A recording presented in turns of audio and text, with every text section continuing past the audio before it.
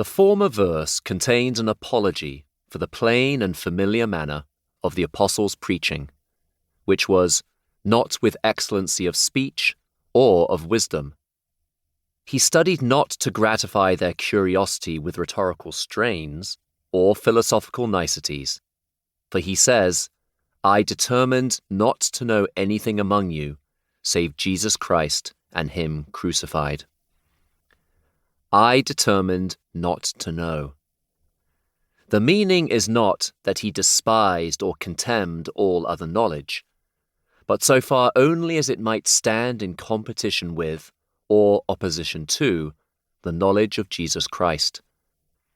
As if he had said, It is my stated, settled judgment, not a hasty, inconsiderate censure, but the result of my most serious inquiries.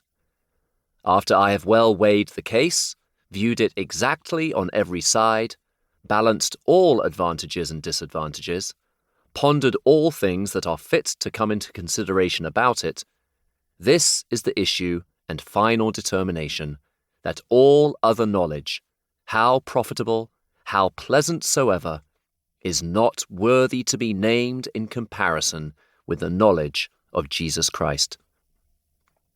This, therefore, I resolve to make the scope and end of my ministry, and the end regulates the means.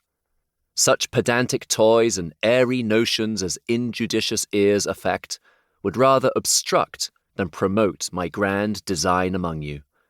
Therefore, wholly waiving that way, I applied myself to a plain, popular, unaffected dialect, fitted rather to pierce the heart and convince the conscience than to please the fancy.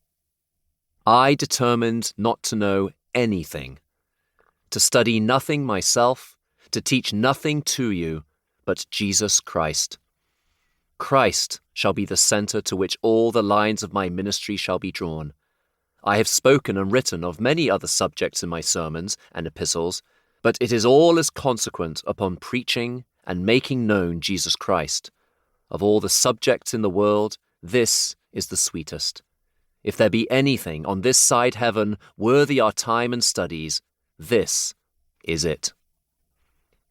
Thus he magnifies his doctrine, from the excellency of its subject, accounting all other doctrines but airy things, compared with this. Jesus Christ and him crucified.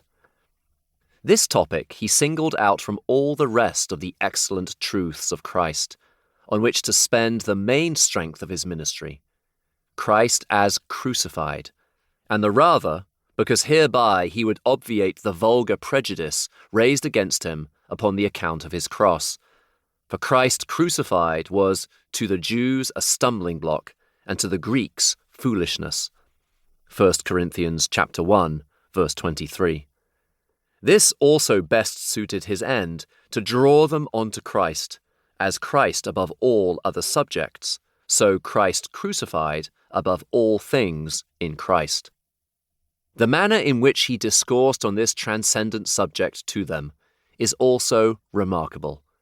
He not only preached Christ crucified, but he preached him assiduously and plainly. He preached Christ frequently, and whenever he preached of Christ crucified, he preached him in a crucified style. This is the sum of the words, to let them know that his spirit was intent upon this subject, as if he neither knew nor cared to speak of any other. All his sermons were so full of Christ that his hearers might have thought he was acquainted with no other doctrine. Hence, no doctrine is more excellent or necessary to be preached and studied than Jesus Christ and him crucified. All other knowledge, how much soever it be magnified in the world, is, and ought to be, esteemed but dross in comparison with the excellency of the knowledge of Jesus Christ. Philippians chapter 3, verse 8.